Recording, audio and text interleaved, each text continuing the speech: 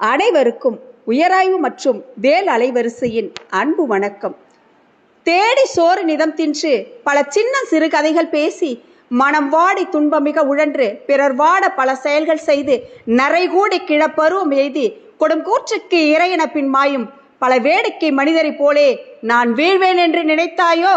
நின்னை சில வரங்கள் கேட்பேன், அவை நேரே இன்றெனக்கு தருவாய் என்றன் முன்னை தீவினை பயன்கள் இன்னும் மூளாது அழிந்திடுதல் வேண்டும். இனி என்னை புதிய உயிராக்கி எனக்கேதும் கவலையறச் செய்து மதிதன்னை மிக தெளிவு செய்து என்றும் சந்தோஷம் கொண்டிருக்கச் செய்வாய். இன்று நாம் காண இருக்கும் அரங்கம் பாரதியின் பிறந்த நாளை போற்றும் வகையில் பாரதி அரங்கம். இந்நன்னாளில் உங்கள் அனைவரையும் வணங்கி மகிழ்கின்றேன். புதுக்கவிதை நாயகனே, புத்துலகின் சேவகனே, சுதந்திரத்தின் தீப்பொறியே, உணர்ச்சிகளின் உயிர் பிழம்பே, உன்னை நான் வணங்குகின்றேன். ஏழையின் உருவில் இருந்தவன் நீ, ஏழையின் உயிராய் திகழ்ந்தவன் நீ, கலைகளின் பிறப்பால் வளர்ந்தவன் நீ, கலைகளை பிறப்பால் வளர்த்தவன் நீ, உயிரை கவியாய் துளைத்தவன் நீ, தன்மான தரத்தால் பிழைத்தவன் நீ, எவனுக்கும் அஞ்சாமல் நின்றவன் நீ, எவனுக்கும் எதிரேயும் சிரித்தவன் நீ, வானையும் கவியால் இடித்தவன் நீ, தமிழ்பாலை முழுதும் குடித்தவன் நீ. பாரதியே, உன்னை நான் வணங்குகின்றேன். பார்போற்றும் பாரதி, பாரெல்லாம் பாரதி. மாணவர்களே, பார் எங்கும் பாரதி. பாரதியாரை போற்றும் வகையிலே இப்பாரதி அரங்கம் நிகழ்கிறது. இவ்வரங்கத்தில் பாரதியின் கவித்துவம் என்ற தலைப்பில் சிறப்புரை ஆற்ற இருப்பவர் முனைவர் பேராசிரியர் சி தியாகராஜன் அவர்கள். இவர் தஞ்சை தமிழ் பல்கலைக்கழகத்தில் அறிவியல் தமிழ் மற்றும் தமிழ் வளர்ச்சித்துறையின் பேராசிரியர் மற்றும் துறை தலைவராக இருந்து வருகிறார். இவர் பல நூல்களையும் பல ஆய்வு கட்டுரைகளும் எழுதியிருக்கிறார். இலக்கிய செம்மல், சிறந்த பேராசிரியர், தமிழ்ச்செம்மல் போன்ற விருதுகளை பெற்றவர். இவர் நம்முடைய உயராய்வு மற்றும் வேல் அலைவரிசையின் வளர்ச்சியில் பெரும் பங்காற்றி கொண்டு இருப்பவர். பல நேரங்களில் பல ஆலோசனைகளை வழங்கி கொண்டிருக்கக்கூடிய பேராசிரியர் அவர்களை இத்தருணத்தில் என்னுடைய அன்பும் நன்றியும் கலந்த வணக்கத்தோடு அவருக்கு வரவேற்பை செலுத்துகின்றேன். மற்றும் மாணவ செல்வங்கள் உரை, பாடல், கவிதை என பல திறமைகளை இவ்வரங்கத்தில் காட்டியிருக்கிறார்கள். அவர்களுக்கு என்னுடைய வாழ்த்துக்களை தெரிவித்துக் கொள்கின்றேன். இந்நிகழ்ச்சியின் தொகுப்பாளினி அமிர்தினி சுரேஷ் அவர்களுக்கும், இசைப்பலகை வாசித்த சிவபிரணவன் அவர்களுக்கும், தொகுப்பாளர் ஆர்த்தி ஆரோக்கியசாமி அவர்களுக்கும் என் மனம் நிறைந்த வாழ்த்துக்களை தெரிவித்துக் கொள்கின்றேன்.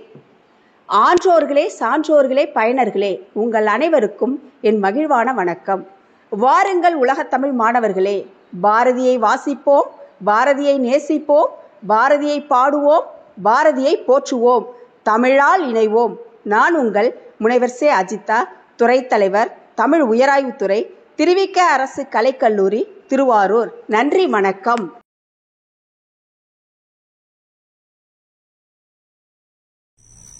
அனைவருக்கும் வணக்கம். பாரதியாரின் பாப்பா பாட்டு. ஓடி விளையாடு பாப்பா, நீ ஓய்ந்திருக்கலாகாத பாப்பா, கூடி விளையாடு பாப்பா, ஒரு குழந்தையை வெய்யாதே பாப்பா, சின்ன சிறு குருவியை போலே நீ திரிந்து பறந்து வா பாப்பா, வண்ண பறவைகளை கண்டு நீ மனதில் மகிழ்ச்சி கொள்ளு பாப்பா, கொத்தி தெரியும் அந்த கோழி, அதை கூட்டி விளையாடு பாப்பா, எட்டு திருடும் அந்த காக்கை, அதற்கு இறக்கப்பட வேணும் பாப்பா, பாலை பொழிந்து தரும் பாப்பா, அந்த பசு மிக நல்லதடி பாப்பா, பாலை குழைந்து வரும் நாய்தான் அது மனிதருக்கு தோழனடி பாப்பா, வண்டி இழுக்கும் நல்ல குதிரை, நெல்லும் உயலில் வயலில் உழுது வரும் மாடு, அண்டி பிழைக்கும் நம்மை ஆடு, இவை ஆதரிக்க வேணுமடி பாப்பா, காலை எழுந்தவுடன் படிப்பு, பின்பு கனிவு கொடுக்கும் நல்ல பாட்டு, மாலை முழுதும் விளையாட்டு என வழக்கப்படுத்தி கொள்ளு பாப்பா, பொய் சொல்ல கூடாது பாப்பா, என்றும் புறம் சொல்லலாகாத பாப்பா,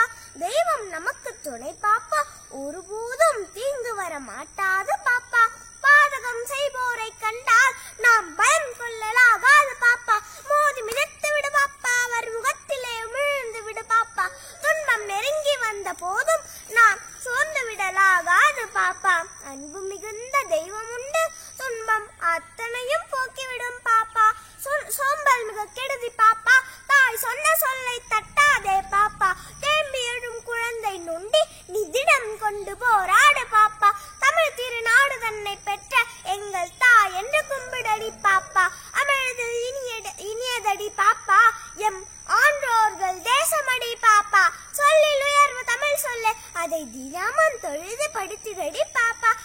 செல்வம் நிறைந்த ஹிந்துஸ்தானம் அதை தினமும் படித்திடடி பாப்பா. வடக்கில் இமயமலை பாப்பா, தெற்கில் வாழும் குமரிமுனை பாப்பா, கிழக்கும் பெரிய கடல் கண்டாய் அதன் கிழக்கிலும் மேற்கிலும் பாப்பா. வேதமுடையது இந்த நாடு, நல்ல வீரர் பிறந்தது இந்த நாடு, சேதமில்லாத ஹிந்துஸ்தானம் அதை தினமும் தொழுதிரடி பாப்பா. சாதிகள் இல்லையடி பாப்பா, குலத்தாழ்ச்சி உயர்ச்சி சொல்லல் பாவம், நீதி உயர்ந்த மதி கல்வி, அன்பு நிறைய உடையவர்கள் மேலோர், உயிர்களிடத்தில் அன்பு வேணும், தெய்வம் உண்மை என்று தான் அறிதல் வேண்டும், உயரமுடைய நெஞ்சம் வேணும், இது வாழும் முறைமையடி பாப்பா. அடுத்ததாக பாரதியாரின் புதுமை பெண்.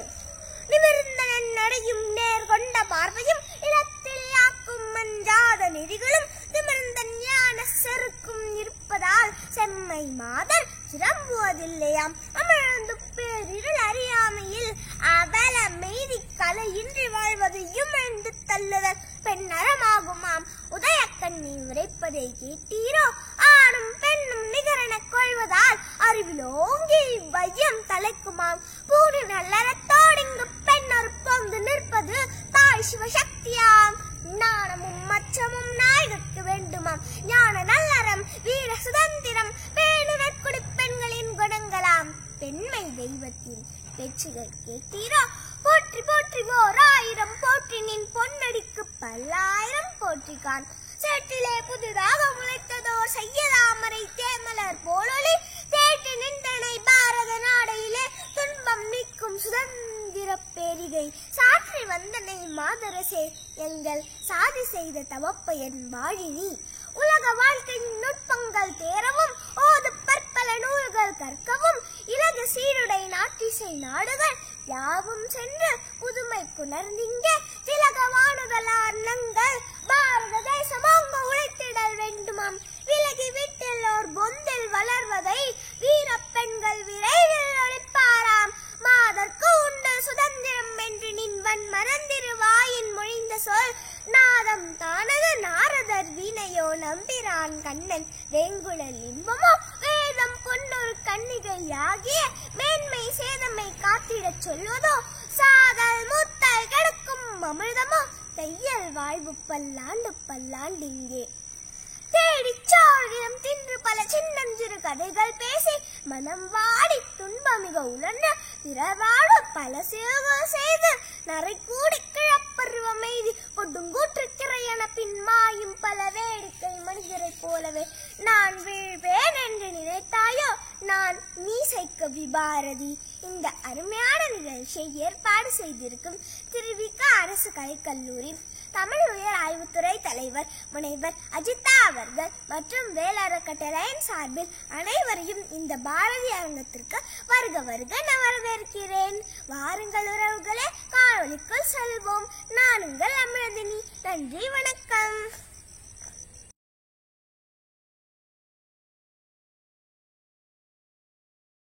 பாரதி எட்டயபுரத்தில் உதித்த 8வது அதிசயம். பாரதி என்னும் பைந்தமிழ் பாட்டுக்கு தீட்டி. நீர் சூழ்ந்த கருவில் உதித்த நெருப்பு குழந்தை பாரதியார். பாரதியின் கவித்துவத்தை பற்றி நம்மிடையே பேச வருகிறார் முனைவர் சி. தியாகராஜன் ஐயா அவர்கள். தமிழ் ஆராய்ச்சி மற்றும் தமிழ் வளர்ச்சித் துறையில் பணியாற்றி வருகிறார். நாமக்கல் PGP கல்லூரி, அண்ணாமலை பல்கலைக்கழகம் போன்ற கல்வி நிலையங்களில் பணியாற்றியவர். மலேசியா, அபுதாபி, மொரீசியஸ், லண்டன் போன்ற நாடுகளில் பல கருத்தரங்குகளில் கலந்து கொண்டவர். இலக்கிய செம்மல், தமிழ் செம்மல் போன்ற பல விருதுகளை பெற்ற ஐயா தியாகராஜன் அவர்களின் உரையினை கேட்டு மகிழ்வோம். பாருங்கள்.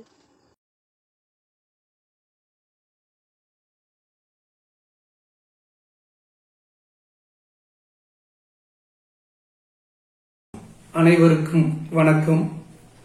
திருவாரூர் திருவிக அரசு கலைக்கல்லூரியினுடைய தமிழ்துறை தலைவர் பேராசிரியர் அஜிதா அம்மையார் அவர்கள் எனது பாசத்திற்குரிய ஒரு மிகச்சிறந்த நட்புக்குரியவர்.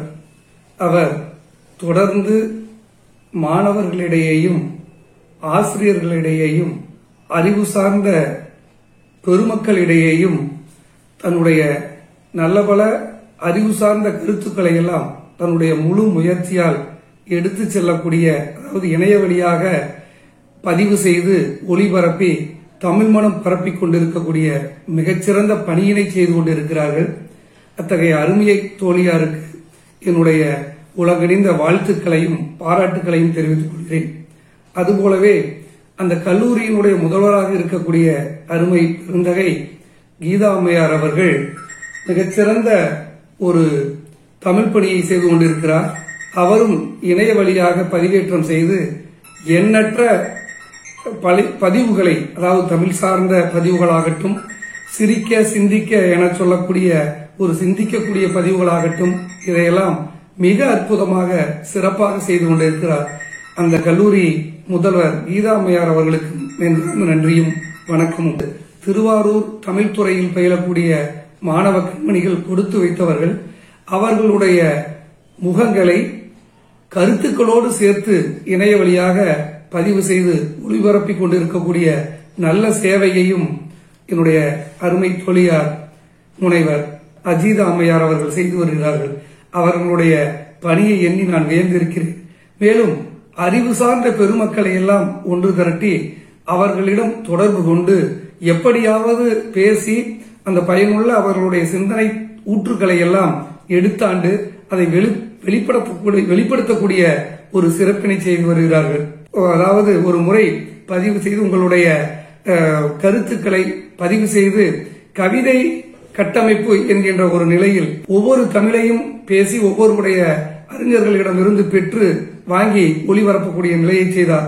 அந்த வகையில் கவிதை கட்டமைப்பு என்கின்ற தலைப்பில் நீங்கள் ஒரு உரையை தர வேண்டும் என்று கேட்டுக்கொண்டார். ஆனால் என்னால் அந்த சமயம் முடியவில்லை. தற்போது வலுவாக பிடித்துக்கொண்டு பாரதியினுடைய, அதாவது 1882 ஆண்டு பிறந்த மகாகவி அவர்கள் இப்பொழுது பாரதியுடைய நூற்றாண்டு விழாக்கள் எல்லாம் தொடர்ந்து பாரதி விழாவெல்லாம் கொண்டாடி கொண்டு இருக்கக்கூடிய இந்த சூழலில் டிசம்பர் 11 பாரதி பிறந்து 139 ஆண்டுகள் நிறைவடைந்து 140வது ஆண்டு தொடங்கக்கூடிய இந்த நன்னாளில் நாங்கள் பதிவேற்றம் செய்யக்கூடிய அந்த நிகழ்வில் உங்களுடைய சிந்தனைகள் வெளிப்பட வேண்டும். பாரதியை பற்றிய பாரதியின் செயல்பாடுகளை, அவர்களுடைய அந்த வீச்சினை, அவருடைய மூச்சினை, அவர் தமிழ் உலகிற்கு சுதந்திர எழுச்சியை ஊட்டிய தமிழ் மக்களுக்கு விதைத்த அந்த கருத்துக்களை எல்லாம் ஒரு 20 மணித்துளிகளுக்குள் பேசி பதிவேற்றம் செய்து தர வேண்டும் என்று கேட்டார்கள். அவருடைய அன்பு கட்டளையை என்னால் மீற முடியவில்லை, மறுக்க முடியவில்லை. பல்வேறு பணிச்சூழலுக்கு இடையேயும் என்னுடைய அருமை மாணவர் வீரகுமார் அவர்களினுடைய தொழில்நுட்ப உதவியால் நான் இப்பொழுது உங்கள் முன் ஒரு 10-15 மணித்துளிகளுக்குள் பாரதியினுடைய கவித்துவம் குறித்து பல்வேறு அறிஞர் பெருமக்கள் எல்லாம் சுட்டிச் சென்றதை எடுத்துக்காட்டும் விதமாக இந்த உரை அமையும். இப்பொழுது பாரதியை பற்றி திகைக்காத, எண்ணி வியக்காத பெருங்கவிஞர்களே இல்லை என்று சொல்லலாம். புரட்சி கவிஞர் அவர்கள் என்னவென்று சொல்வேன், தமிழால் பாரதி தகுதி பெற்றதும் தமிழ் பாரதியால் தகுதி பெற்றதும் என்னவென்று சொல்வேன் என்று மிக வியந்து, அதாவது ஒரு வியப்புணர்ச்சியோடு பாரதியினுடைய கவித்துவத்தில் ஊறி திளைத்த புரட்சி கவிஞர், பாரதியினுடைய தாசனாக கருதக்கூடிய அவர் எடுத்து வியக்கிறார். கவிமணி அதைவிட ஒருபடி மேலே போய் கேட்டு கிறுகிறுத்து போனேனடா அந்த கிறுக்கில் உளறு மொழி பொறுப்பாயடா என்று பாரதியினுடைய கவிதையில் ஊறி திளைத்து நயம்பட்டு உரைக்கிறார். நாமக்கல் கவிஞரோ அதைவிட இன்னொன்று சொல்வார்.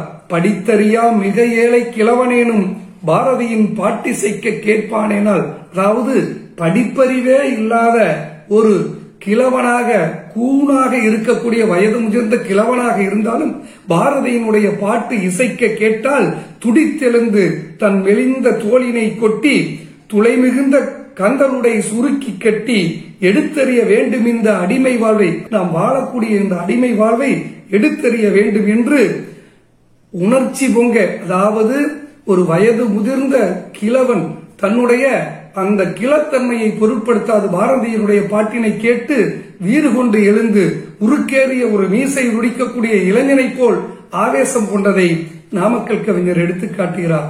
ஆம், பாரதியினுடைய பாட்டு இளையவர்களுக்கல்ல, குழந்தைகளுக்கல்ல, வயது முதிர்ந்த முதியவர்களை கூட ஒரு கருத்தாளமிக்க ஒரு உணர்ச்சி பிளம்பாக திளைக்க செய்யக்கூடிய ஒரு ஒப்பற்ற நிலையினை ஏற்படுத்தக்கூடிய வகையில் இருந்தது.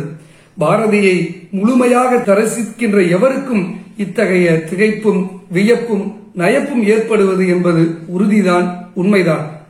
பாரதியை முழுமையாக உள்வாங்கியவர்கள், பாரதியினுடைய கருத்துக்களை உணர்வில் உள்ளத்தில் ஏற்றியவர்கள் தன்னுடைய இரத்த நாளத்திற்குள் சென்று அவர்களையும் செய்யக்கூடிய வகையில் இருக்கும் என்பது உறுதி. அவருடைய எழுத்துக்கள் மனித நேயத்திற்கு வழிகாட்டக்கூடிய கைகாட்டிகளாக திகழ்ந்திருக்கின்றன. அவருடைய கருத்துக்கள் இந்திய நாட்டின் மறுமலர்ச்சிக்கு ஒளியூட்டக்கூடிய தீப சுடர்களாக திகழ்ந்திருக்கின்றன. அவருடைய எண்ணங்கள் தமிழ் மொழிக்கு புதிய வண்ணங்களை தீட்டக்கூடிய தூரிகைகளாக இருந்திருக்கின்றன. ஆம், இவையெல்லாம் பாரதியினுடைய கவிதையை உள்ளத்தில் ஏற்றியவர்களுக்கு, உணர்வில் ஊற்றியவர்களுக்கு நன்கு தெரியும். நாம் சரித்திரத்தில் சாதனை புரிந்தவர்களை மகாபுருஷர்கள் என்று சுட்டுவதுண்டு. ஆம், மகாபுருஷர்கள் என்று சொன்னால் தொடங்கி வைப்பவர்கள் என ஒரு பொருள் உண்டு. அதாவது எதையுமே முதலாக தொடங்கி வைப்பவர்களை மகாபுருஷர்கள் என்று அழைப்பதுண்டு. அதுபோலத்தான் கவிதை உலகினுடைய மகாகவியாக, அதாவது அதற்கு முன் என்ன கவிதை இல்லையா, படைக்கவில்லையா? சங்ககாலம் தொட்டு ஏராளமான கவிதைகள், தமிழ் மொழியை செவ்வியல் இலக்கியங்கள் என்று சுட்டக்கூடிய தன்மையை தரக்கூடிய கவிதைகள் எல்லாம் இருந்தது. யாதும் ஊரே யாவரும் கேளீர் என்று பொதுமை நோக்கோடு சிந்தித்தது உண்டு.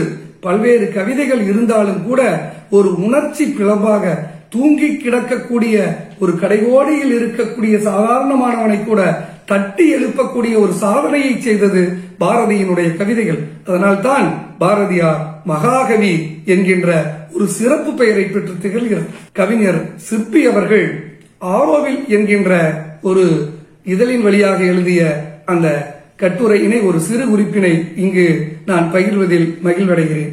விவேகானந்தர் ஒரு முறை தமிழ்நாட்டுக்கு வந்தபோது அவருக்கு கோதுமை உப்புமா பரிமாறினார்களாம். கோதுமையால் செய்யப்பட்ட உப்புமாவை விவேகானந்தருக்கு பரிமாறினார்களாம்.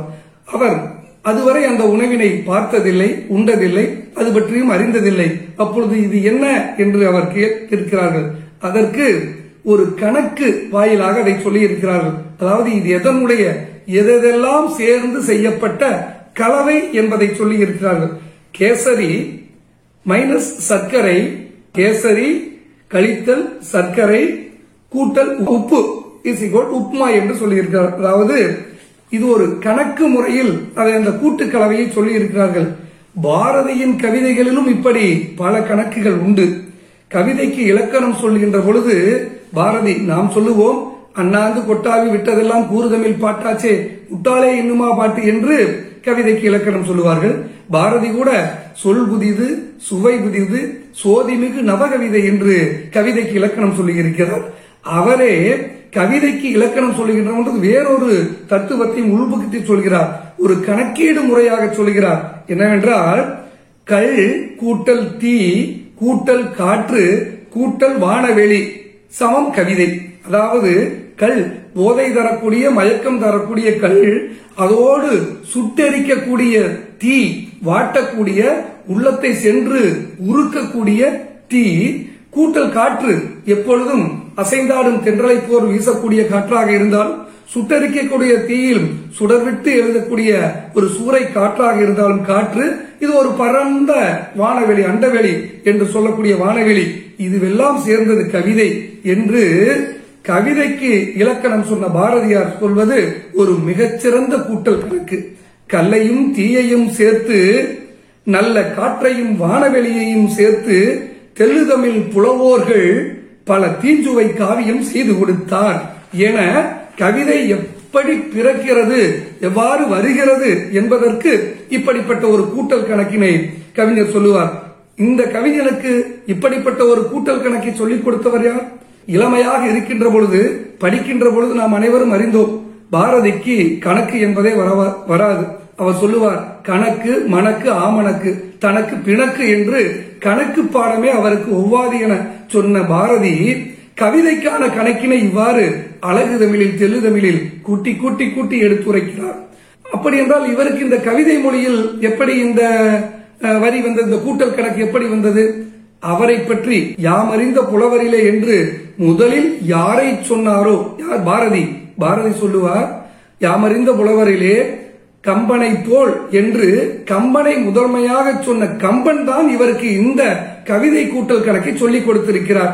அதாவது சீதை மணமகளாக வருகின்ற பொழுது அவருடைய ஒவ்வொரு அழகையும் கூட்டி கூட்டி கூட்டி கூட்டி கம்பன் உரைக்கின்ற அந்த சொல்லோவியம் தான், இந்த சீதையை வர்ணித்த அந்த வர்ணனை ஓவியம் தான் இவருள் பாய்ந்து தனக்குள் இந்த கவிதை கூட்டல் கணக்கை எடுத்து வைத்தது.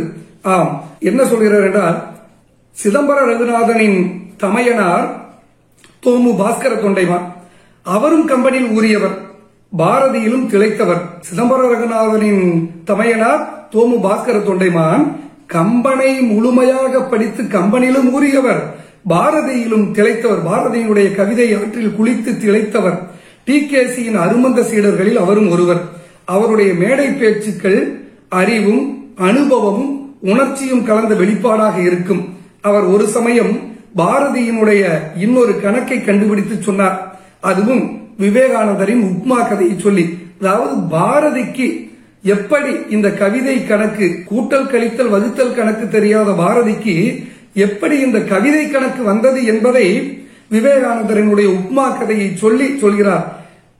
எதன் வழியாக சொல்கிறார் என்றால், பாரதியினுடைய குயில் பாட்டின் வழியாக. பாரதியினுடைய உச்சம் தொட்ட கவிதை குயில் பாட்டு. அதை கற்றறிந்த அனைவரும் அறிந்ததே. நவீன தமிழ் கவிதையினுடைய கோபுர கலசமாக திகழக்கூடியது குயில் பாட்டு. அதில் அந்த குயிலினுடைய மாயக்குரல் எங்கெங்கும் தீந்தமிழ் பாட்டாக ஒலிக்கக்கூடியது அந்த குயிலினுடைய மாயக்குரல். அந்த குயிலின் தேனிசையில் சொக்கி போய் காதல் கொள்கிறார் நமது கவிஞர் பாரதி. சோலைக்கு சென்ற பாரதி தன்னிடம் காதல் பாடலை இசைத்த குயில் இப்பொழுது அதே மொழியை, அதே காதல் வார்த்தையை குரங்கினிடம் பேசுகிறது. அதை பார்த்து மனம் குமைகிறார்.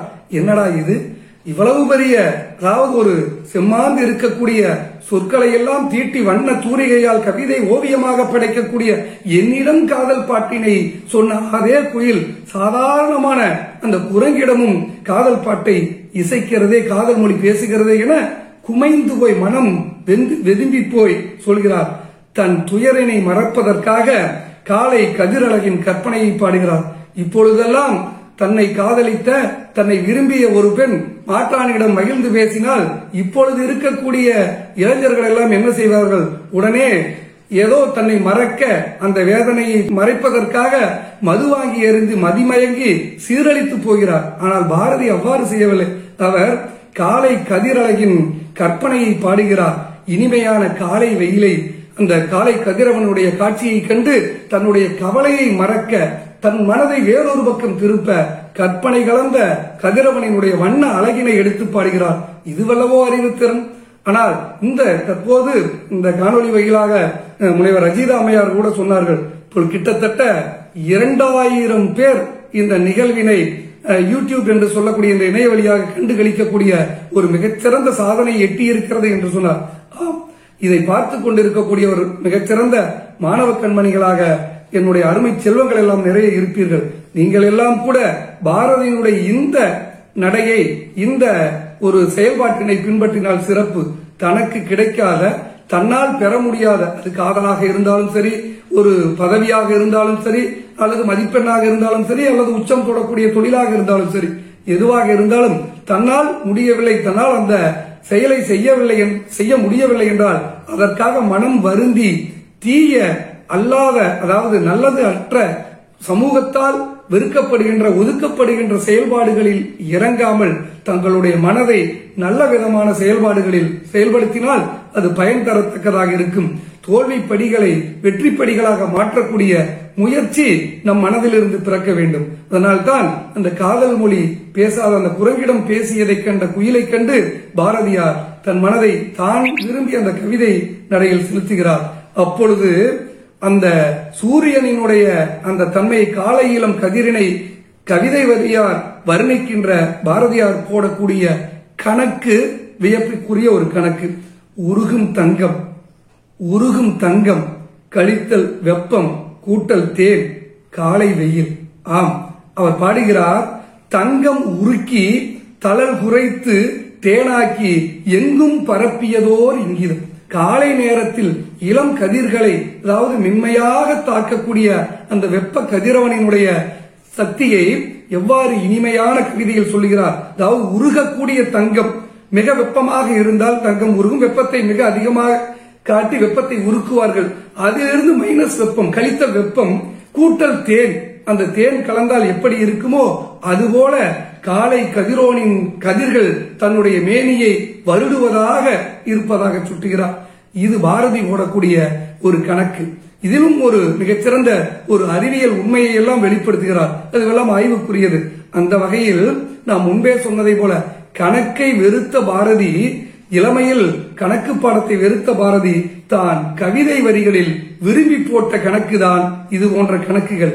கம்பனின் தாக்கம் பெற்ற கணக்காகவும் இதை கருதலாம். உயிரை பரவசத்துடன், அதாவது வசியப்படுத்தக்கூடிய ஒரு ஆற்றல் இசைக்கு உண்டு. இசையால் வசமாகாதோர் உண்டா? ஆம். இன்று பாரதியினுடைய பிறந்த நாளான இன்று இசை பேரரசி என்று சொல்லக்கூடிய MS சுப்புலட்சுமி அம்மையார் அவர்களுடைய நினைவு தினம். சரித்திர நாவல்களை படைத்து சாதனை புரிந்த கல்கி அவர்களினுடைய கைவண்ணத்தில் உருவான காற்றினிலே வரும் கீதம் என்கின்ற பாடல் MS சுப்புலட்சுமி அவர்களினுடைய அந்த காந்த குரலால், வசீகரிக்கக்கூடிய குரலால், கவர்கின்ற குரலால் உலகெங்கிலும் அலையலையாய், இசை பேரலையாய் ஒரு மிக சிறந்த சுனாமியை ஏற்படுத்திய பாடல். இந்த பாடல் சரித்திர ஆசிரியரான கல்கிக்கு எங்கிருந்து கிடைத்தது? பாரதியினுடைய கவிதை வரிகளில் என்பதை நாம் அறிந்து பார்க்க வேண்டும். பாரதி தன்னுடைய பாடலில் எழுதுவார், எங்கிருந்து வருகுவதோ ஒளி யாவர் செய்குவதோ அடிதோடி. கண்ணன் ஊதிய வேய்குழல், அதாவது கண்ணன் இசைக்கக்கூடிய அந்த புல்லாங்குழல் ஓசை எங்கிருந்து வருகிறது என்று ஆரம்பித்து, அது என்ன காற்றில் இருந்து வருகிறதா, அல்லது ஆற்றில் இருந்து வருகிறதா, அல்லது நிலா கற்றையில் இருந்து வருகிறதா, அல்லது தென்னங்கீட்டினுடைய ஒலிசையிலிருந்து வருகிறதா, இப்படி பாரதி கூட்டல் கூட்டல் கூட்டலாக கணக்குகளை அடுக்கிக் கொண்டே சொல்வார். அந்த வகையில் அந்த பாடல், அதாவது MS சுப்புலட்சுமி அவர்கள் பாடுவதற்காக சரித்திர நாவலாசிரியர் கல்கி கிருஷ்ணமூர்த்தி அவர்கள் எழுதி கொடுத்த அந்த காற்றினிலே வரும் கீதத்திற்கு அடிப்படை ஆதாரமாக திகழ்ந்தது பாரதியினுடைய இந்த எங்கிருந்து வருகுவதோ ஒளி யாவர் செய்குவதோ தடி தோழி என்று எழுதிய அந்த பாடல்தான். வாராக ஒவ்வொரு நிலையிலும் பாரதியினுடைய தாக்கம் பெற்ற பல பாடல்கள் எல்லாம் திரைப்பாடல்களாக மிளிர்ந்தன. அதுபோலவே கவிஞர் பேராசிரியர் சிற்பி ஐயா அவர்கள் குறிப்பிடுகின்ற பொழுது அவர் எழுதிய கூலிக்காரி என்கின்ற ஒரு கவிதை, அந்த கவிதையில் ஒரு நீல குங்குமம் என்கின்ற ஒரு சொல்லினை பயன்படுத்துவார். அந்த நீல குங்குமம் என்கின்ற சொல் கவிஞர் சிற்பி ஐயா அவர்கள் அந்த கூலிக்காரி கவிதை தொகுப்பிற்கு எவ்வாறு பயன்படுத்துகிறார்? அவர் பாரதியினுடைய அந்த சின்னசங்கரன் கதையை கிட்டத்தட்ட 1000 முறைகளுக்கு மேல் படித்தவர். படிக்கின்ற ஒவ்வொரு தினமும் ஒவ்வொரு நாளும் ஒவ்வொரு விதமாக சிந்திக்கக்கூடிய ஒரு தன்மையை பெற்றிருக்கக்கூடிய கதை சின்னசங்கரன் கதை. அந்த கதையை படித்ததன் விளைவாக தன்னுள் ஏற்படுத்திய தாக்கமே அந்த கூலிக்காரி கவிதையில் வரக்கூடிய நீல குங்குமம். கவிஞர் சிற்பி ஐயா அவர்கள் குறிப்பிடுகின்ற பொழுது தன் கவிதை வரியை சொல்லுவார். அதாவது, நீல குங்குமம் வலிய வலிய நிமிர்த்திய மண்கூடை தலைமேல் சுமந்தவள் கொடுக்கும் போது வீசும் செவ்வந்தி வாடை. அதாவது நீல குங்குமத்தை வைத்திருக்கக்கூடிய அந்த பெண்ணானவள் தான் அந்த கூடையை கொடுக்கின்ற பொழுது அவளுடைய அந்த கூந்தலில் சூடியிருந்த செவ்வந்தி வாடை தன்னை தாக்கியதாக குறிப்பிடுவார். அவ்வாறு அந்த நீல குங்குமம் என்கின்ற சொல் தனக்கு எங்கிருந்து வந்தது என்றால் சின்னசங்கரன் கதையிலிருந்து வந்ததாக சொல்லுவார். பாரதி சொல்லக்கூடிய அந்த வரிகளை எடுத்து சொல்கிறார். இப்போது சின்னசங்கரனுடைய காதல் விஷயம் சொல்ல போகிறேன். பாரதியாருடைய எழுத்துக்கள். சிரத்தையுடன் படிக்க வேண்டும், அதாவது நாம் படிக்கின்றவர்கள் சிரத்தையோடு மிகுந்த ஒரு கவனத்துடன் படிக்க வேண்டும் என்று கேட்டுக்கொண்டு பாரதி எழுதுகிறார். முத்திருள கவுண்டன் மகள்தான் இவர் காதலி. அவளை வர்ணிக்கிறார் பாரதி. நிறம் கருப்பு, நேர்த்தியான மை கருப்பு, பெரிய கண்கள், வெட்டுகின்ற புருவம், அதிக ஸ்தூலமில்லாமல் மெலிந்து ஏணி போலவும் இல்லாமல் லேசாக உருண்டு நடுத்தரமான உயரத்துடன் ஒழுங்காக அமைந்திருக்கக்கூடிய சரீரம், படபடப்பான பேச்சு, எடுத்த வார்த்தைக்கெல்லாம் களீர் என்று சிரிக்கும் சிரிப்பு, மதுரை சீட்டிகை சேலை, டோரியா ரவிக்கை, நீல குங்கும புட்டு என்று யார் முத்திரா கவுண்டனுடைய மகனான சின்னசங்கரனுடைய காதலை வர்ணிக்கின்ற பொழுது இவ்வாறு சொல்லுவார். அதாவது அந்த உடம்பினை சொல்கின்ற பொழுது, அந்த உடல்வாயினை சொல்கின்ற பொழுது சும்மா அதிகமாக வறுத்திருக்கக்கூடிய குண்டும் அல்ல, ஒல்லியாக இழைத்திருக்கக்கூடிய ஒல்லிக்குச்சியும் அல்ல, கனகச்சிதமான உடம்பு என்று சொல்லிவிட்டு அவள் நெற்றியில் அணிந்திருக்கக்கூடிய நீல குங்கும பொட்டு என்று குறிப்பிடுகிறார். அந்த கதையை பலமுறை படித்து உள்வாங்கியதன் விளைவாக தன்னுடைய கவிதையில் அந்த நீல குங்கும பொட்டை பயன்படுத்தியதாக கவிஞர் சிற்பி ஐயா அவர்கள் குறிப்பிடுவார். எப்பொழுதுமே படிக்கின்ற பொழுது அதை உள்வாங்கக்கூடிய அந்த சொற்கள் உள்ளே நெஞ்சில் ஆழமாக பதிந்து எப்பொழுதும் தன்னை தூங்க விடாமல் செய்து கொண்டு இருப்பதுதான் படைப்பாளியினுடைய சொல்லின் ரகசியம். அதுபோல பளீர் என்று ஒரு மின்னல், என்னுடைய கூலிக்காரி வைத்திருந்த நீல குங்குமம் எப்படி இங்கு வந்தது? ஓ, பாரதி காதலியான அந்த முத்திரா கவுண்டன் மகளினுடைய நெற்றியிலிருந்து திருடப்பட்ட பொட்டோ என்று சிற்பி ஐயா குறிப்பிடுவார். இந்த அளவிற்கு பாரதியினுடைய கவிதைகள் அனைத்தும் அனைவருடைய மனதிலும் உள்வாங்கி நெஞ்சில் பதிந்து ஆழ பதிந்து தூங்க விடாமல் செய்யக்கூடிய ஒரு நிலையில் இருக்கக்கூடிய ஒரு கவிதை தொகுப்பாக இருக்கின்றது. அதற்கடுத்து நாம் அனைவரும் அறிந்ததுதான், எண்ணிய முடிதல் வேண்டும், நல்லவே எண்ணல் வேண்டும், திண்ணிய நெஞ்சம் வேண்டும், தெளிந்த நல் அறிவு வேண்டும், பண்ணிய பாவமெல்லாம் பரிதி முன் பணியே போல நன்னிய நின் முன் இங்கு நசிந்திடல் வேண்டும் மன்னாய் என்று நாம் எண்ணிய காரியத்தை நிறைவேற்றக்கூடிய சக்தி வாய்ந்தவர்களாக திகழ வேண்டும். படிக்கக்கூடியவர்களாக இருந்தாலும் எந்த தொழிலில் ஈடுபட்டவர்களாக, அதாவது அந்த தொழிலுக்கு நாம் முக்கியத்துவம் கொடுத்து அதை முடிப்பவர்களாக இருக்க வேண்டும். இதுவெல்லாம் திருவள்ளுவரினுடைய கருத்திலிருந்து பாரதி உள்வாங்கி சொன்னதாக நாம் கருதலாம். எண்ணிய எண்ணியாங்கு எய்துவர் எண்ணிய திண்ணியராக பெறின், எண்ணி துணிக கருபம் துணிந்தபின் எண்ணுவோம் என்பது இழுக்கு. நாம் எந்த ஒரு காரியத்திலும் இறங்குகின்ற பொழுது பலமுறை நாம் யோசிக்கலாம், இதில் செய்யலாமா வேண்டாமா என்று பலமுறை யோசிக்கலாம், அல்லது அதை செய்யாமல் கைவிடுதல் கூட சிறப்பு. ஆனால் அந்த காரியத்தில் இறங்கிவிட்டால் அதை எப்பாடுபட்டேனும் முடித்து காட்ட வேண்டும் என்கின்ற ஒரு முயற்சி வேண்டும், எண்ணிய முடிதல் வேண்டும். அதற்காக நாம் நல்லதை எண்ண வேண்டும், எண்ணக்கூடிய எண்ணம் நல்ல எண்ணமாக இருந்தல் வேண்டும். அதுபோலத்தான் ஒரு காரியத்தை தொடங்குகின்ற பொழுது எண்ணி துணிந்து தொடங்க வேண்டும். மனதில் உறுதி வேண்டும், வைரமுடைய நெஞ்சு வேண்டும், நினைவு நல்லது வேண்டும், காரியத்தில் உறுதி வேண்டும், எண்ணுவது உயர்வு என்றெல்லாம் பாரதியார் பல்வேறு இடங்களில் சொல்லிச் சென்றிருக்கிறார். எனவே எண்ணிய முடிதல் வேண்டும், நல்லவே எண்ணல் வேண்டும், அதற்கு திண்ணிய நல் நெஞ்சம் வேண்டும் என்று பாரதி அனைவரையும் ஒரு நல்ல காரியத்தில் இறங்குகின்ற பொழுது நல்லபடியாக செய்து சாதனை புரிய வேண்டும் என்று வேண்டுகிறார். இதுபோலவே இறுதியாக ஒன்றை சொல்லி நிறைவு செய்யலாம் என கருதுகிறேன். அதாவது பாரதியார் பாடிய மிக அழகான, ஒவ்வொரு நிலையிலும் ஒரு இசை கச்சேரிகளிலெல்லாம் இசைக்கக்கூடிய ஒரு மிகச்சிறந்த பாடல் பாரதியாரினுடைய இந்த பாடலை முன்னணி இசை கலைஞர்கள் எல்லாம் இசைக்காதவர்களே கிடையாது என சொல்லலாம். அந்த அளவிற்கு வெள்ளை தாமரை பூவில் இருப்பார் என்கின்றதொரு சரஸ்வதியினுடைய துதியாக இந்த பாடல். இந்த பாடலை என்ன காரணத்திற்காக பாடினார் என்பதை சற்று சிந்திக்க வேண்டும். அதை பாடுகின்ற பொழுது இறுதியாக முடிக்கின்ற பொழுது மிகச்சிறந்த ஒரு வரியை சொல்லி முடிப்பார்.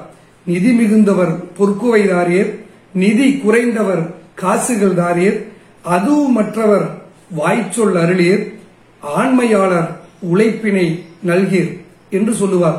இந்த பாடல் எதற்காக பாடப்பட்டது தெரியுமா? அவர் படித்த நெல்லையூரில் இருக்கக்கூடிய ஹிந்து கல்லூரி என்னக்கூடிய கல்லூரி வருமானம் இன்மையால் மூடப்படக்கூடிய ஒரு சூழல் உருவாகிறது. அந்த சூழ்நிலையில் பாரதியார் புதுச்சேரியில் இருக்கின்ற பொழுது அந்த கல்லூரி நிர்வாகத்தினர் பாரதியை சென்று சந்திக்கின்றனர். அப்பொழுது தாங்கள் படித்த கல்லூரி இப்பொழுது நிதி இல்லாமல் மூடக்கூடிய ஒரு சூழல் உருவாகிறது. அவ்வாறு உருவானால் அங்கு இருக்கக்கூடிய ஏழை மாணவர்கள் எல்லாம் கல்வி கற்கக்கூடிய, கல்வியை இழக்கக்கூடிய ஒரு சூழல் உருவாகும் என்கின்ற ஒரு வேதனை கருத்தினை தருகிறார்கள். உடனே அப்பொழுது அவர் பாரதி அந்த சரஸ்வதியினுடைய துதியாக எண்ணி நினைத்து இந்த மிகச்சிறந்த பாடலை பாடுகிறார். வெள்ளை தாமரை பூவில் இருப்பார் என்கின்ற பாடலை பாடி அந்த பாடலின் இறுதியாக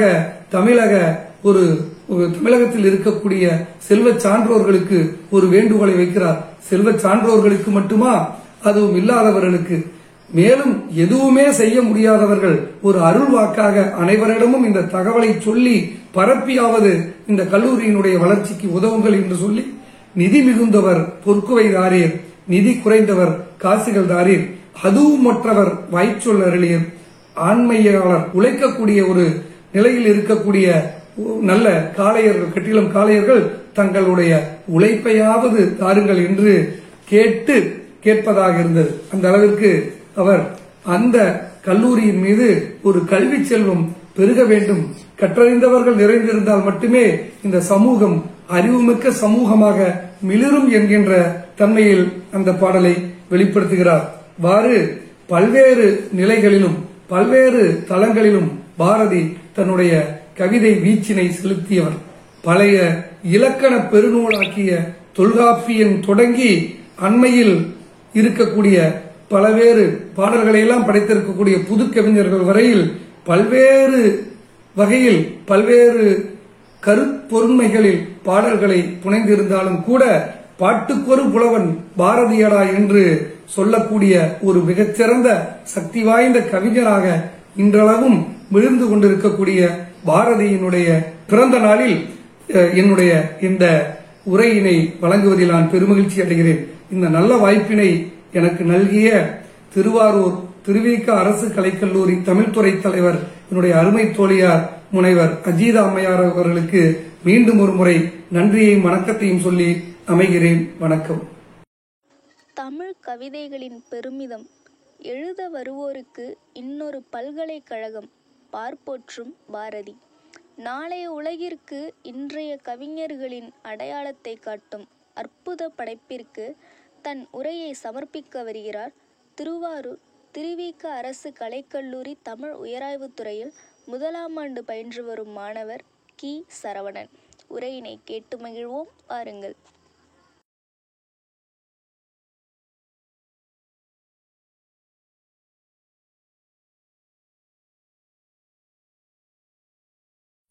மொழியால் தன் தேவையை ஈடு செய்கிறவன் கவி. மொழியால் காலத்தின் தேவையை ஈடு செய்கிறவன் மகாகவி. அனைவருக்கும் வணக்கம். நாம் இன்று பேச இருக்கும் தலைப்பு மகாகவி பாரதியாரின் வாழ்க்கை வரலாறு. உரிமைக்கு குரல் கொடுத்து சாதியை வேறறுத்து தனியுரிமை கொள்கைகளை மீட்டவர் அவரே. அச்சம் தவிர்த்து ஆண்மை தவறாமல் ஏறு போல் நடந்து கொடுமையை எதிர்த்து நின்று சரித்திர தேர்ச்சி கொண்டு சாவதற்கே அஞ்சாமல் சீர்வர் சீறி செய்வது துணிந்து செய்து சொல்வது தெளிந்து சொல்லி நைய புடைத்து பிணத்தினை போற்றாமல் புதியன விரும்பி பெரிதினும் பெரிது கேட்டு வெடிப்புற பேசி வையத்தன்மை கொண்டு தமிழாலும் தமிழுக்காகவும் வாழ்ந்தானே ஒருவன், அவனே மகாகவி பாரதியார். இவன் பித்தனை போன்ற பித்தனுமல்ல, சித்தனை போன்று அலைந்து திரிந்த சித்தனுமல்ல, இவன் தமிழ் பித்து பிடித்த சித்தன். இவனது வீர வரலாறை சொல்லும் இவனது பெயரை இவன் திருநெல்வேலி மாவட்டத்தில் உள்ள எட்டயபுரத்தில் சின்னசாமி லக்குமி அம்மையார் ஆகிய தம்பதிகளுக்கு மகனாக பிறந்தார். இவர் எட்டயபுரத்தில் தாய்ப்பால் பருகியதால என்னவோ நமக்கு தமிழ் பால் ஊட்ட வந்தவரும் அவரே. இவர் சிறு வயதிலேயே கவிதைகள் மற்றும் புரட்சி பாடல்கள் மீது தீராத ஆக்கமுடையவர். 5 வயதில் தன் தாய் இழந்த பாரதி 7 வயதில் கவிதைகள் எழுத தொடங்கினார். சிறு வயதிலேயே வங்காளம், இந்தி, ஆங்கிலம் போன்ற மொழிகள் கற்றிருந்தாலும் யாம் அறிந்த மொழிகளில் தமிழ் மொழி போல் இனிதாவது யாதொன்றும் இல்லை என கர்ஜித்தவர் அவரே. இதனை கண்டு இவர் கவிப்புலமையால் எட்டயபுரத்தில் உள்ள மன்னர் இவருக்கு பாரதி என்று பட்டம் வழங்கினார். இதனாலே பாரதியார் என்று இவர் வழங்கப்படுகிறார். இவர் பெண்ணடிமை, பெண் கொடுமை, சாதி கொடுமை, காதல் போன்றவற்றிற்கு பல கவிதைகள் படைத்துள்ளார். பெண் கொடுமைக்கு கவிதை: மாதத்தம்மை இழிவு செய்யும் மடமைகளை கொளுத்துவோம், வைய வாழ்வு தன்னில் எந்நிலையிலும் தாதர் என்ற நிலை மாறி ஆண்களோடு பெண்கள் சரிநிகரான வாழ்வும் இந்நாட்டிலே என்று பெண் கொடுமைக்கு அன்றே குரல் கொடுத்தவர் பாரதி. இவர் காதல் கவிதைகளையும் எழுத்தும் பூர்வமாக உணர்ச்சிகளை தூண்டுகிறார். சுற்றுமிழி சுடர்தான் கண்ணம்மா, சூரியரோ சந்திரரோ வட்ட கரிய விழி கண்ணம்மா, வான கருமைகளோ பட்டு கருநீல புடவை பதித்த நல்வயிரம், நட்ட நடு நசிகளே தெரியும் நட்சத்திரங்களடி என்ற கவிதைகள் இவர் பாடியுள்ளார். இது போன்ற கவிதைகள் பூமியிலும் வானமும் காதலும் நிலை பெற்றிருக்கும் வரை இவை உயிர் வாழும். சொல்லுக்கு உயிர் கொடுக்கக்கூடியவரில் பாரதியும் ஒருவர். சுதந்திர போராட்டத்தில் பாரதியாரின் பாடல்கள் உணர்ச்சி வெள்ளமாய், காட்டு தீயாய், சுதந்திர கனலாய் வீறு கொள்ள செய்தது. இந்திய பத்திரிகையின் மூலம் மக்களிடையே விடுதலை உணர்வை தூண்டினார். ஆதரவு காட்டு தீ போல் பெருகியது. இதனை அறிந்த பிரிட்டிஷ் அரசாங்கம் அவரை கைது செய்யவும் அவரது இந்திய பத்திரிகை தடை செய்யவும் அரசாணை பிறப்பித்தது. இதனால் பாரதி புதுச்சேரி சென்று தனது படைப்புகளை வெளியிட்டார். அங்கும் இவருக்கு ஆதரவு காட்டு தீ போல் பெருகியது. அவர் மீண்டும் தமிழகம் திரும்பையில் இதனை அறிந்த பிரிட்டிஷ் அரசாங்கம் அவரை கைது செய்தது. 34 நாட்கள் சிறையில் அடைக்கப்பட்டார். பின்பு வெளிவருகையில் மிகவும் வறுமைக்கு உள்ளாக்கப்பட்டார். அப்பொழுது உணவுக்கும் திண்டாடும் நிலையில் அவர், தனி ஒருவனுக்கு உணவின் இல்லையெனில் ஜகத்தினை அழித்திடுவோம் என்று அன்று வீர முழக்கமிட்டார். அவர் துரதிருஷ்டவசமாக 1921ஆம் ஆண்டு திருவல்லிக்கேணியில் உள்ள பார்த்தசாரதி கோவிலுக்கு சென்றபோது கோவில் யானையால் தூக்கி வீசப்பட்டார். இதனால் அவர் 6 மாதம் நோயுற்ற நிலையில் கிடந்தார். எவரையும் அடக்கியால் ஆசை இல்லை, எவரிடம் அடங்கி போக வேண்டிய தேவையும் இல்லை என்று வீர முழக்கமிட்டவர் உலக வாழ்விலிருந்து நீங்கினார். அன்று அவர் மரணம் அடைந்தது அவர் மட்டுமல்ல, நம்மளது தமிழ் வாழ்க்கையும் தான். பாரதியை கொண்டாடும் போது தமிழே தன்னைத்தானே கொண்டாடு வருகிறது இன்று வரையிலும். வாய்ப்பமைத்தமைக்கு நன்றி. மக்கள் கவி, மானுடம் பாட வந்த மாக்கவி, புதுநெறி காட்டிய புலவன், தமிழை வளர்த்த மகாகவி, எண்ணத்தாலும் எழுத்தாலும் உயர்கவி.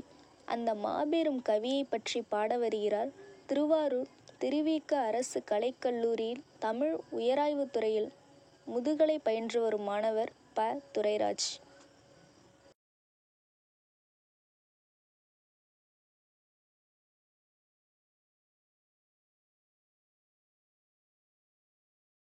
அனைவருக்கும் இனிய காலை வணக்கம். என் பெயர் ப. துரைராஜ். நான் திருவிக அரசு கலைக்கல்லூரியில் முதுகலை 2ஆம் ஆண்டு தமிழ்துறை பயின்று வருகிறேன். நம் பாரதியாரின் பிறந்த நாளையொட்டி பெண் குரலில் ஒரு பாடல் பாட வந்துள்ளேன். செந்தமிழ் நாடெனும் போதினிலே இன்பத் தேன் வந்து பாயிரும் காதினிலே. செந்தமிழ் நாடெனும் போதினிலே இன்பத் தேன் வந்து பாயிரும் காதினிலே. எங்கள் தந்தையர் நாடென்ற பேச்சினிலே, எங்கள் தந்தையர் நாடென்ற பேச்சினிலே ஒரு சக்தி பிறக்குது மூச்சினிலே. எங்கள் செந்தமிழ் நாடெனும் போதினிலே தேகம் நிறைந்த தமிழ்நாடு, உயிர் வீரம் செலுத்த தமிழ்நாடு. தேகம் நிறைத்த தமிழ்நாடு, உயிர் வீரம் செலுத்த தமிழ்நாடு.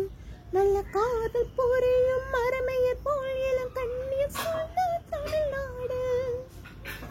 செந்தமிழ் நாடெனும் போதினிலே இன்பத் தேன் வந்து பாயிரும் காதினிலே.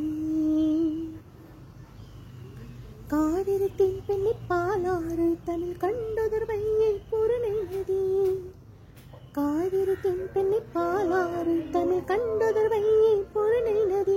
என மீதி யாரு பலவோட திருமேனி செலுத்த தமிழ்நாடு. செந்தமிழ்நாடு இது, எங்கள் செந்தமிழ்நாடு இது. செந்தமிழ்நாடு இது, எங்கள் செந்தமிழ்நாடு இது. செந்தமிழ் நாடெனும் போதினிலே இன்பத் தேன் வந்து பாயிரும் காதினிலே. எங்கள் தந்தையர் நாடென்ற பேச்சினிலே ஒரு தந்தையர் நாடென்ற பேச்சினிலே ஒரு சக்தி பிறக்குது மூச்சினிலே. உதடுகள் உச்சரிக்க உள்ளம் சிலிர்க்கும் பெயர் பாரதி. பாட்டு தேரேறி பாரெல்லாம் பயணம் செய்த பண்பாட்டு பாவலன்.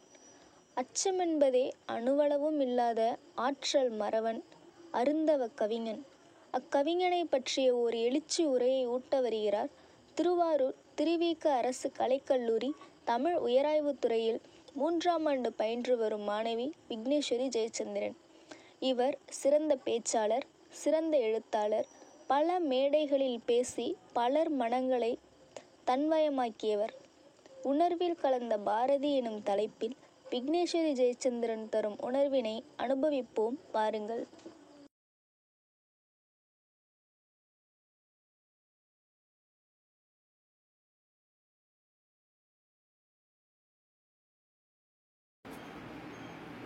அனைத்து தமிழ் நெஞ்சங்களுக்கும் அன்பு வணக்கம். நான் உங்கள் விக்னேஸ்வரி ஜெயச்சந்திரன். இன்றைய தலைப்பு உணர்வில் கலந்த பாரதி.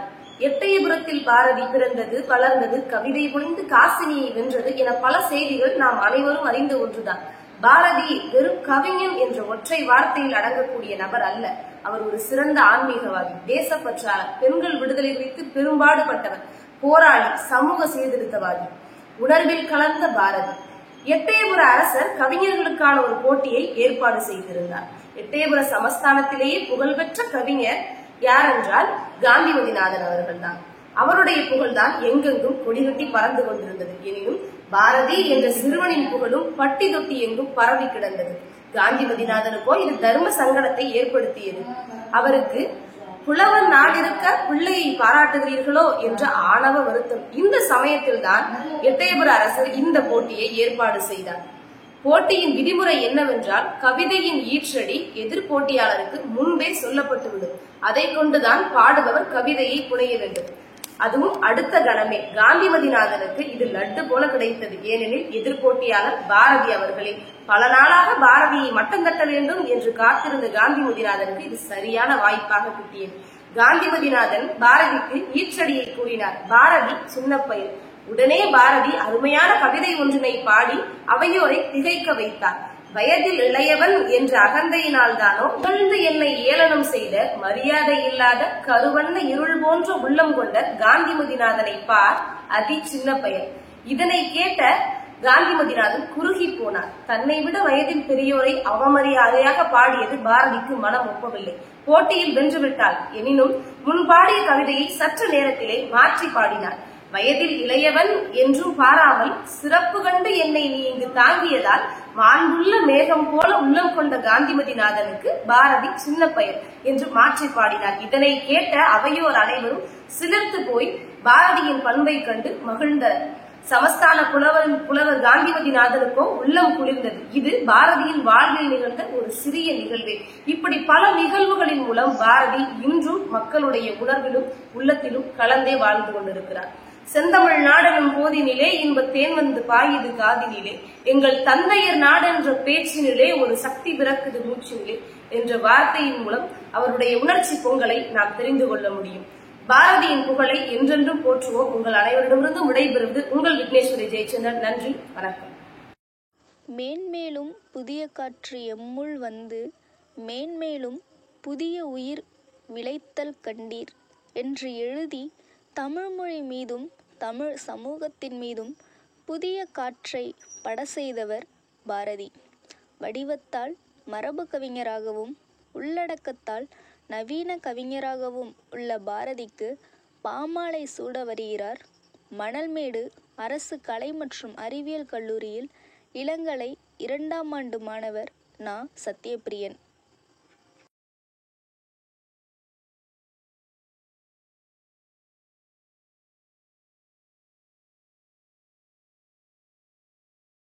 அன்னை தமிழால் இணைந்த தமிழ் சொந்தங்கள் அனைவருக்கும் என் இனிய வணக்கம்.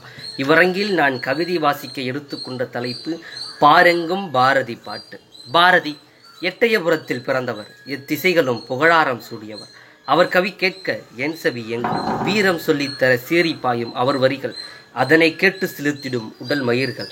வயோதிகம் வாலிபமாகும், பிணிகளும் பின்னோக்கி ஓடும். கவிதையில் புதுமுயற்சி, அதனால் புதுக்கவிதை என்னும் மறுமலர்ச்சி. கவிதையில் புதுமுயற்சி, அதனால் புதுக்கவிதை என்னும் மறுமலர்ச்சி.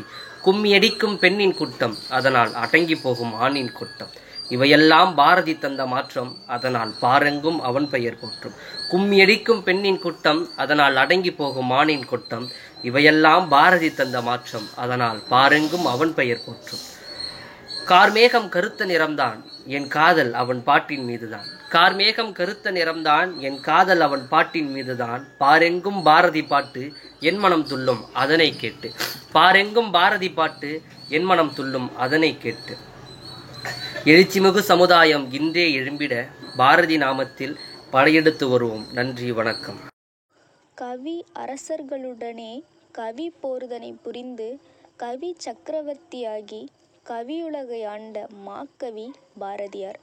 அவரை பற்றிய பாடல் ஒன்றை பாட வருகிறார் திருவாரூர் திருவிக அரசு கலைக்கல்லூரி தமிழ் உயராய்வுத்துறையின் 1ஆம் ஆண்டு மாணவி கோ மெர்சி.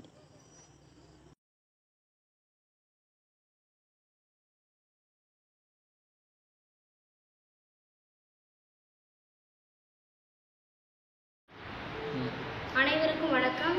எனக்கு பாட வாய்ப்பளித்த உயராய்வு மற்றும் வேல் அலைவரிசை இயக்குனர் முனைவர் சே. அஜிதா அம்மையாருக்கு நன்றி. நிற்பதுவே நடப்பதுவே பறப்பதுவே, நிற்பதுவே நடப்பதுவே பறப்பதுவே, நீங்கள் எல்லாம் சொப்பனம் தானோ பல தோற்ற மயக்கங்களோ. நிற்பதுவே நடப்பதுவே பறப்பதுவே, நீங்கள் எல்லாம் சொப்பனம் தானோ பல தோற்ற மயக்கங்களோ. கற்பதுவே கேட்பதுவே கருதுவதே, நீங்கள் எல்லாம் அற்ப மாயைகளோ. உம்மில் ஆழ்ந்த பொருள் இல்லையோ. நிற்பதுவே நடப்பதுவே பறப்பதுவே, நீங்கள் எல்லாம் சொப்பனம் தானோ பல தோற்ற மயக்கங்களோ. வானகமே இளவையிலே மரசறிவே, வானகமே இளவையிலே மரசறிவே, நீங்கள் எல்லாம் காணலி நீரோ வெறும் காட்சி பிழைதானோ. போனதெல்லாம் கனவினை போல் புதைந்தழிந்தே போனதினால் நான் தானோ.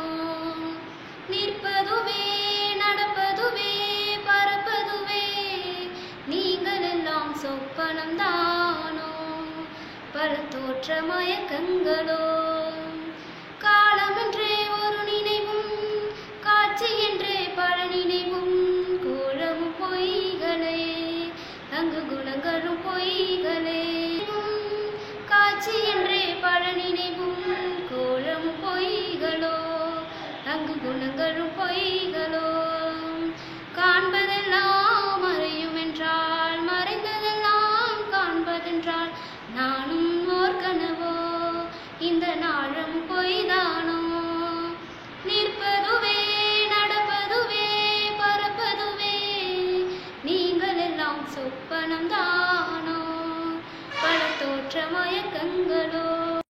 உயராய்வு மற்றும் வேல் அலைவரிசையின் இக்காணொலியை கண்டு மகிழ்ந்த பயனர்கள் அனைவருக்கும் எங்களது நெஞ்சார்ந்த நன்றிகளை தெரிவித்துக் கொள்கிறோம். மேலும் இக்காணொலியை இனிதே ஒருங்கிணைத்த உயராய்வு மற்றும் வேல் அலைவரிசையின் இயக்குனரும் திருவாரூர் திருவிக அரசு கலைக்கல்லூரி தமிழ் உயராய்வுத்துறையின் துறை தலைவருமான முனைவர் சே. அஜிதா அம்மா அவர்களுக்கு எங்களது நெஞ்சார்ந்த நன்றிகளை தெரிவித்துக் கொள்கிறோம். மேலும் இக்காணொலியின் நாயகர்கள் அனைவருக்கும் எங்களது நன்றிகளை தெரிவித்துக் கொள்கிறோம். இக்காணொலியை சிறப்பித்த சிறப்பு தொகுப்பாளினி அமிழ்தினிக்கும் இசைப்பலகை வாசித்து தந்த சிவ பிரணவனுக்கும் எங்களது நன்றிகளை தெரிவித்துக் கொள்கிறோம். மீண்டும் ஒரு முறை உங்கள் அனைவருக்கும் எங்களது நெஞ்சார்ந்த நன்றிகளை தெரிவித்து கொண்டு உங்களிடமிருந்து விடைபெறுவது நான் உங்கள் ஆர்த்தி ஆரோக்கியசாமி. நன்றி, வணக்கம். இந்த நிகழ்ச்சி உங்களுக்கு பிடிச்சிருந்துச்சுன்னா விரும்பவும், ரொம்ப பிடிச்சிருந்துச்சுன்னா பகிரவும், ரொம்ப பிடிச்சிருந்துச்சுன்னா கருத்து பெட்டி கருத்துக்களை போடவும். நன்றி, வணக்கம்.